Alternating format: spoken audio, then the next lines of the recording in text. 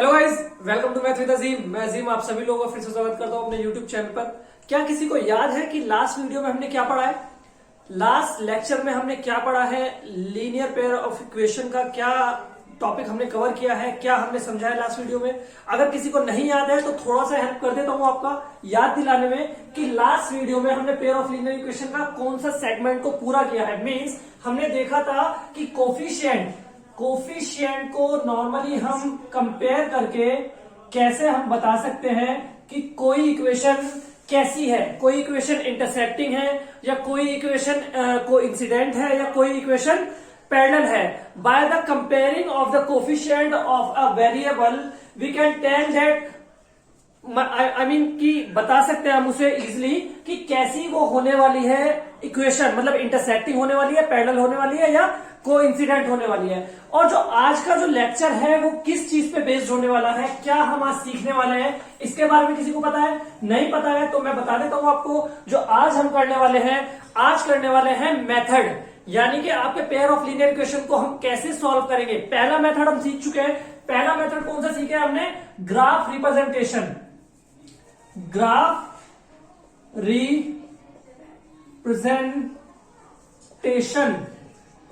Graph representation यानी कि पहला मेथड था कि हम किसी इक्वेशन को ग्राफ पे रिप्रेजेंट करके भी उसका सॉल्यूशन निकाल सकते हैं, उसका सॉल्यूशन हम फाइंड आउट कर सकते हैं। ये मेथड हम कर चुके हैं, ग्राफ रिप्रेजेंटेशन। सेकंड मेथड जो आज करने वाले हैं, सेकंड मेथड क्या होगा? सब्स्टिट्यूटिंग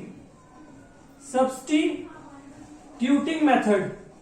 मींस सेकंड मेथड का क्या नाम है? Substituting method. यानी कि पेयर ऑफ लीनियर इक्वेशन को सॉल्व करने का जो सेकंड मेथड है वो है सब्स्टिट्यूटिंग। और थर्ड जो मेथड होने वाला है वो होने वाला है आपका एलिमिनेटिंग मेथड।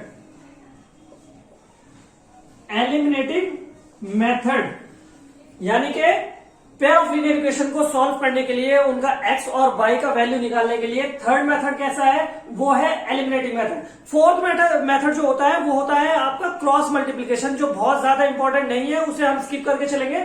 जो मोस्ट इंपॉर्टेंट मेथड है इसमें ये थर्ड मेथड जो आप देख पा रहे हैं, एलिमिनेटिंग मेथड, ये बहुत ही ज्यादा इंपॉर्टेंट मेथड है। सारी इक्वेशंस जो है इसी मेथड से सॉल्व करने वाले हैं आने वाले टाइम में। और ये जो और मेथड मैं आपको बता रहा हूं ये आपकी नॉलेज के लिए है कि ये मेथड भी आपको पता होना चाहिए। सो आज हम दो मेथड सीखने वाले, सब्स्टिट्यूटिंग मेथड और एलिमिनेटिंग मेथड। तो जल्दी से चैनल को सब्सक्राइब कर ले, बेल आइकन को प्रेस कर ले। चलिए स्टार्ट करते हैं।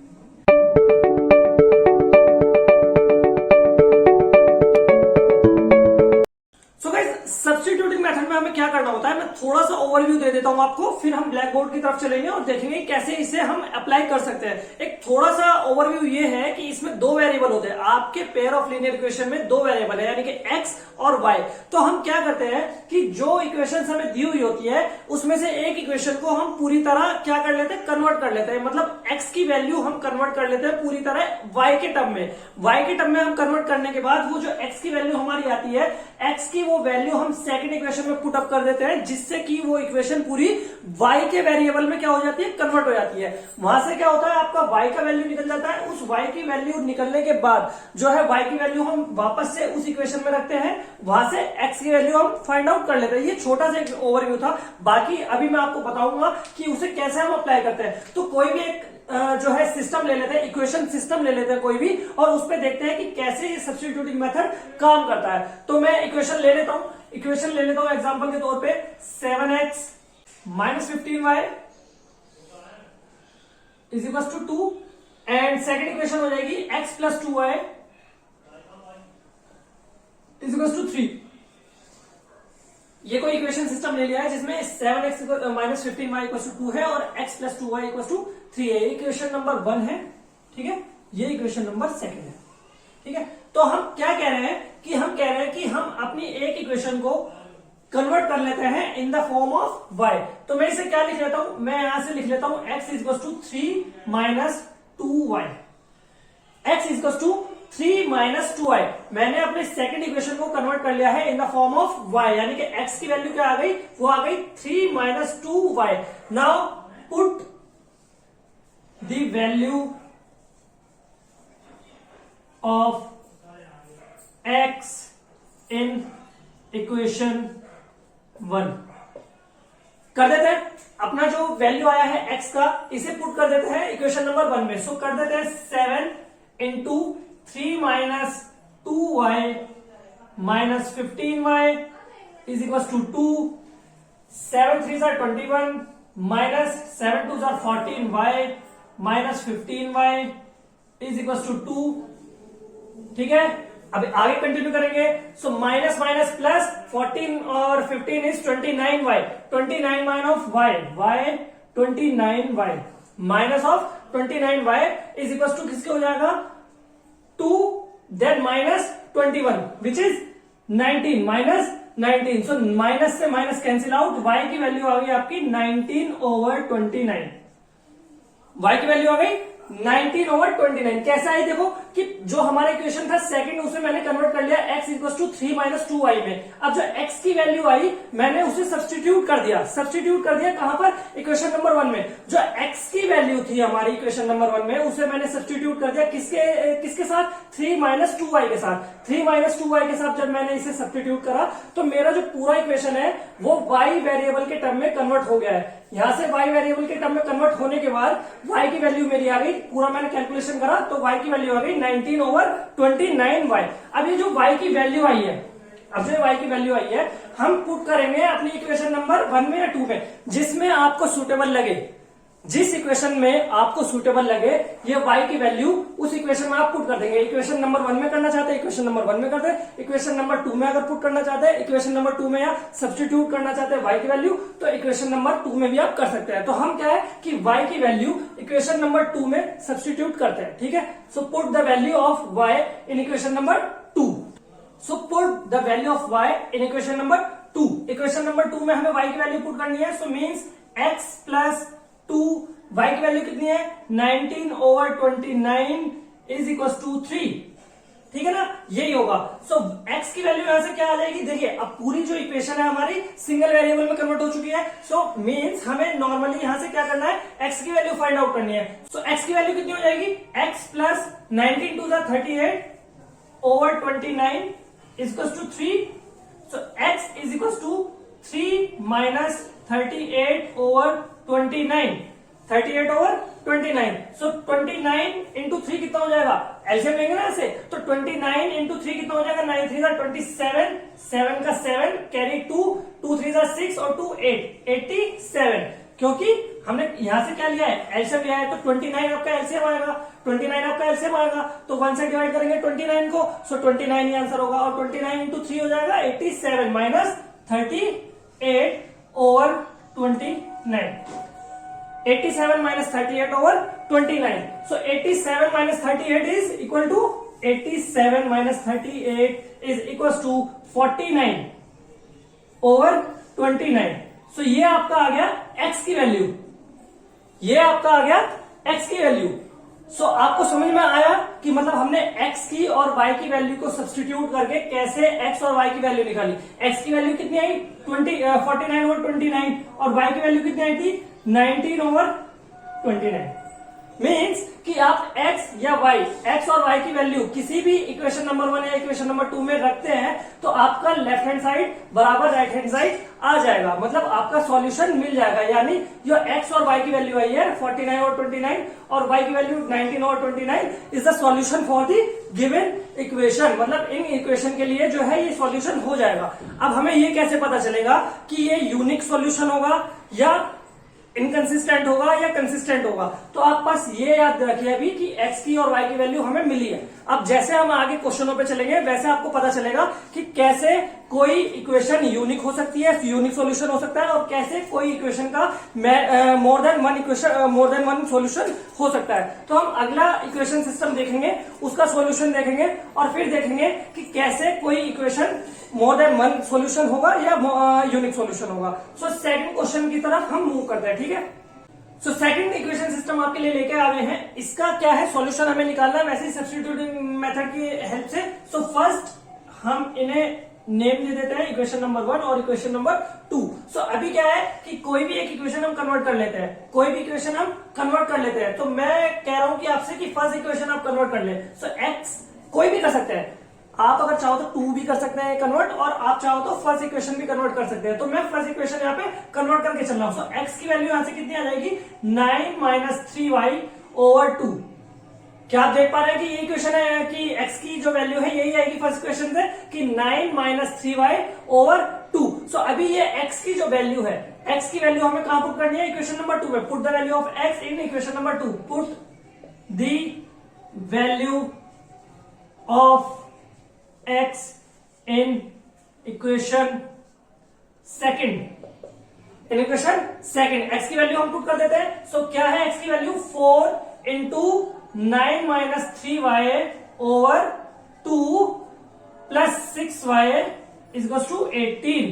ठीक है, ठीक है गाइस। सो अभी क्या हो जाएगा, 2 2 4 हो जाएगा यहाँ पर। अभी 2 का इंटू हो जाएगा अंदर, सो हो जाएगा 9 2 18, 9 2 18 minus 6y plus 6y is equal to 18। So 6y से 6y कैंसिल आउट हो गया, 18 इक्वल टू 18 आ गया।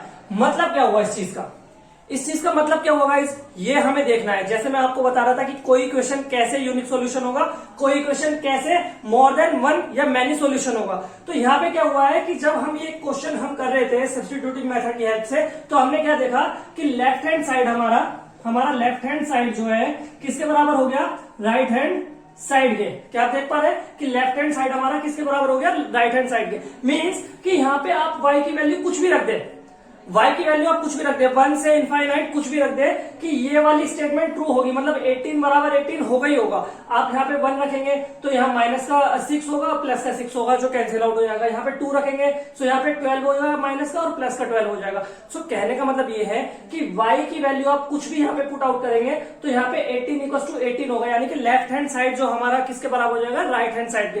तो इस वाली कंडीशन में जो हमारा इक्वेशन सिस्टम कहलाएगा वो कहलाएगा कोइंसिडेंट, यानी कि more than one solution. More than one solution means many solution, यानी कि इस इक्वेशन सिस्टम के लिए क्या है कि मोर देन वन सॉल्यूशन होगा। इसीलिए इस इक्वेशन सिस्टम को क्या कहेंगे, कोइंसिडेंट इक्वेशन सिस्टम।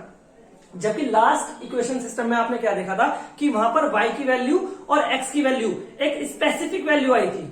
y की वैल्यू आई थी 19 ओवर 29 और x की वैल्यू आई थी 49 ओवर 29। मींस वहां पे x और y की वैल्यू क्या है, स्पेसिफिक आई थी। तो इसलिए वो वाला जो लास्ट इक्वेशन सिस्टम है वो कैसा इक्वेशन सिस्टम था, वो था intersecting equation system. Intersecting equation system यानी कि कंसिस्टेंट इक्वेशन सिस्टम था लास्ट वाला। क्यों, क्योंकि वहां पे x और y की स्पेसिफिक वैल्यू आई थी। यहाँ पर क्या है कि 18 इक्वल टू 18 है कि लेफ्ट हैंड साइड मेरा किसके बराबर हो जा रहा है, राइट हैंड साइड के। तो इसलिए ये वाला इक्वेशन सिस्टम जो कहलाएगा वो कहलाएगा कोइंसिडेंट इक्वेशन सिस्टम या डिपेंडेंट इक्वेशन सिस्टम। तो इसलिए यहाँ पर जो है many solution, more than one solution होगा, और लास्ट इक्वेशन सिस्टम में क्या होगा, वो होगा यूनिक सॉल्यूशन। क्या आपको बात समझ में आई? ये जो पूरी मैंने आपको कहानी बताई है, क्या इसके पीछे का लॉजिक आपको समझ में आया? क्या ये बात समझ में आई? ऑब्वियस सी बात है, समझ में आनी चाहिए, ठीक है ना, क्योंकि लेफ्ट हैंड साइड बराबर राइट हैंड साइड हो गया, इसलिए यहाँ पर मैनी सॉल्यूशन होंगे। और लास्ट जो इक्वेशन सिस्टम था वहां पे एक्स और वाई की स्पेसिफिक वैल्यू आई थी, इसलिए वहां पर वो क्या इंटरसेक्टिंग इक्वेशन सिस्टम था, कंसिस्टेंट इक्वेशन सिस्टम था। बात समझ में आ रही है? तो अभी हमने दो तरीके के इक्वेशन सिस्टम देखे और जाना कि कैसे हम सब्स्टिट्यूटिंग मेथड के हेल्प से कैसे जान पाएंगे कि कोई इक्वेशन सिस्टम कंसिस्टेंट होगा या इनकंसिस्टेंट होगा, या यूनिक सॉल्यूशन होगा, या उसका मोर देन वन सॉल्यूशन होगा। अभी थर्ड क्वेश्चन यानी कि थर्ड इक्वेशन सिस्टम की तरफ चलते हैं, यानी कि जो होने वाला पैरेलल। तो उसमें हम देखेंगे कि उसमें कैसी स्टेटमेंट आती है, ये स्टेटमेंट ट्रू या फॉल्स वाली आती है, या उसका कोई स्पेसिफिक वैल्यू आता है एक्स वाई का, या कैसे रहता है। तो हम थर्ड इक्वेशन सिस्टम की तरफ मूव करते हैं, ठीक है, चलिए देखते हैं। सो थर्ड इक्वेशन सिस्टम कैसे है, x plus 2y equal to 4, 2x plus 4y equal to 12। So equation number 1, equation number 2, ठीक है, वही करना है कि अपने एक कोई भी इक्वेशन को हम x की वैल्यू में कन्वर्ट कर लेते हैं, उसके बाद सब्स्टिट्यूट करेंगे और देखेंगे आंसर क्या आएगा। लास्ट इक्वेशन सिस्टम में मैंने फर्स्ट वाली इक्वेशन सिस्टम को क्या किया था, कन्वर्ट किया था। अभी सेकंड वाले को हम करने जा रहे हैं, हम अभी सेकंड वाले को कन्वर्ट करने जा रहे हैं। तो सेकंड वाले का वैल्यू क्या आ जाएगा, 2x equal to 12 minus 4y, या x is equal to 12 minus 4y over 2। क्या यही होगी x की वैल्यू, क्या यही होगी 12 minus 4y over 2। So put the value of x in equation number 1। Put the value of x in equation 1। Equation number 1 में क्या कर दे, x की वैल्यू को पुट कर दे। तो क्या हो जाएगी, x की वैल्यू पुट करने के बाद 12 माइनस 4y ओवर 2, तो ये तो x की वैल्यू हो जाएगी plus 2y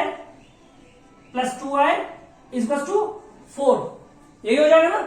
12 minus 4y over 2, ये तो x की वैल्यू हो गई, प्लस 2y इक्वल टू 4। आगे इसे सॉल्व करेंगे तो क्या आ जाएगा देखेंगे, तो 12 ओवर 2y हो जाएगा 6, 12 ओवर 2 क्या हो जाएगा 6 minus 4y over 2 plus 2y is equal to 4, यही हो जाएगा ना भाई। 12 को मैंने 2 से डिवाइड किया पहले, तो आंसर आ गया 6 माइनस 4y ओवर 2 करूंगा तो यहां पे आंसर आ जाएगा 2 2 4, तो 6 minus 2y plus 2y is equal to 4, so 2y से 2y cancel, so 6 is equals to 4 means LHS is not is equals to 4, यानी कि RHS। तो क्या बात आपको समझ में आई गाइस? आपको थोड़ा सा मतलब माइंड आपका क्लिक हुआ थोड़ा सा? आप देख पा रहे हैं कि यहाँ पे left hand side is not equal to right hand side आया, मतलब लेफ्ट हैंड साइड पे आपकी वैल्यू आई 6 और राइट हैंड साइड पे आपकी वैल्यू आई 4, यानी कि आप यहाँ पर क्या है कि कोई भी स्टेटमेंट ट्रू नहीं हो रही है, यानी कि ना तो आपका left hand side equal to right hand side हो रहा है, ना यहाँ पे y की वैल्यू आ रही है कोई स्पेसिफिक, ना यहाँ पे x की कोई स्पेसिफिक वैल्यू आ रही है। तो इस तरह का जो इक्वेशन सिस्टम कहलाएगा वो कैसा कहलाएगा, पैरेलल इक्वेशन सिस्टम। जो इस तरह का इक्वेशन सिस्टम गाइस कहलाएगा आपका, वो कहलाएगा parallel equation system. Means there is no solution for the given pair of equation system, कोई सॉल्यूशन नहीं होगा, इनकंसिस्टेंट आपका ये सिस्टम होगा, यानी कि इनकंसिस्टेंट इक्वेशन सिस्टम होने वाला है आपका, इसका कोई सॉल्यूशन नहीं होगा क्योंकि लेफ्ट हैंड साइड जो है आपका राइट हैंड साइड के बराबर नहीं आया है, ठीक है ना। तो तीन चीज हमने यहाँ पे देखी, देख लेते हैं एक बार, जल्दी से रिवाइज कर लेते हैं इस चीज को, ठीक है ना। कैसे कैसे हमने देखा, जो पहला इक्वेशन सिस्टम हमने देखा, वहां पे क्या था कि आपका फर्स्ट इक्वेशन सिस्टम में यहां लिखता हूं, फर्स्ट इक्वेशन सिस्टम, इसमें क्या हुआ था आपका, यहां पे y की वैल्यू कुछ आई थी और x की वैल्यू कुछ आई थी, मतलब x और y की स्पेसिफिक वैल्यू आई थी, तो इसलिए ये वाला जो सिस्टम कहलाया आपका, कैसा कहलाया, intersecting equation system, means consistent equation system, मतलब इसका सिस्टम का एक यूनिक सॉल्यूशन होगा, that is y equal to something and x equal to something. Second equation system हमने कैसा देखा गाइस, वहां पे लेफ्ट हैंड साइड जो आया था हमारा राइट हैंड साइड के बराबर आया था, सही है ना। लेफ्ट हैंड साइड जो हमारा आया था राइट हैंड साइड के बराबर आया था, मींस वहां पर क्या हुआ था कि वो कोइंसिडेंट इक्वेशन सिस्टम था, वहां पे मोर देन वन क्या थे, सॉल्यूशन थे उस इक्वेशन सिस्टम के लिए, क्योंकि लेफ्ट हैंड साइड हमारा बराबर आया था राइट हैंड साइड के। थर्ड इक्वेशन सिस्टम, यहां पे क्या हुआ था, लेफ्ट हैंड साइड जो हमारा not equal to right hand side आया है, तो इसलिए ये वाला जो थर्ड इक्वेशन सिस्टम जो होगा वो होगा पैरेलल इक्वेशन सिस्टम, मतलब यहां पर इस इक्वेशन सिस्टम का कोई सॉल्यूशन नहीं होगा, there is no solution for the any system of equation, ठीक है ना। तो ये होगा left hand side is not equal to right hand side. तो गाइज ये पूरा आपका जो लेक्चर था इसी पे फोकस था कि सब्स्टिट्यूटिंग मेथड होता क्या है, उसे कैसे हम परफॉर्म करते हैं, कैसे उससे हम अपने जो है इक्वेशन सिस्टम को सॉल्व कर सकते हैं, क्या उनका मतलब होगा, किस टाइम पे यूनिक सॉल्यूशन होगा, किस टाइम पे मैनी सॉल्यूशन वाला सिस्टम होगा और किस टाइम पे नो सॉल्यूशन सिस्टम होगा। ये पूरा लेक्चर उसी पे बेस्ड था। नेक्स्ट लेक्चर में जो हम करने वाले हैं वो है एलिमिनेटिंग मेथड। एलिमिनेटिंग मेथड बहुत ही ज्यादा इंपॉर्टेंट मेथड है, आगे तक यूज वही करने वाले हो आप सब्स्टिट्यूटिंग मेथड को भी नहीं देखोगे, आप ग्राफिकल रिप्रेजेंटेशन को भी नहीं देखोगे, आप नेक्स्ट जो यूज करोगे एलिमिनेटिंग मेथड करोगे, बट उसके लिए आपको थोड़ा सा वेट करना पड़ेगा। नेक्स्ट वीडियो में उसी की लेके आ रहा हूं। सो अगर इस वीडियो के रिगार्डिंग आपको कोई भी डाउट है, if you have any doubt about this lecture जो मैं आज पढ़ा रहा हूं या इससे आपसे पहले भी मैंने पढ़ाया है, अगर उनके बारे में कोई भी आपका डाउट है तो आप मुझे कमेंट सेक्शन में जरूर पूछिएगा। देखिए क्या है कि आप अपना डाउट मुझे बताएंगे तो उसी के अकॉर्डिंगली मैं आपको हेल्प कर पाऊंगा, उसी वे में आपको हेल्प कर पाऊंगा। बट अगर आप मेरे से कुछ पूछेंगे ही नहीं, आप बस वीडियो को देखेंगे और सोचेंगे कि हाँ मुझे आ गया है, तो आप शायद उतना बेटर नहीं कर पाओगे परफॉर्म, जितना बेटर आप कोई अपना डाउट पूछ के कर पाओगे। ठीक है ना। सो अगर वीडियो आपको अच्छा लगा हो तो वीडियो को लाइक करें, ज्यादा से ज्यादा अपने दोस्तों के साथ शेयर करें, ज्यादा से ज्यादा उनकी भी हेल्प करें, और चैनल पर नए हैं तो चैनल को सब्सक्राइब कर लें और बेल आइकन को प्रेस कर लें, क्योंकि आपको जो नोटिफिकेशन है रेगुलरली मिलता रहे और आपको आसानियत हो, आपको थोड़ा सा कम एफर्ट लगाना पड़े मेरी वीडियो को फाइंड करने में। ठीक है, तो मिलते हैं नेक्स्ट वीडियो में।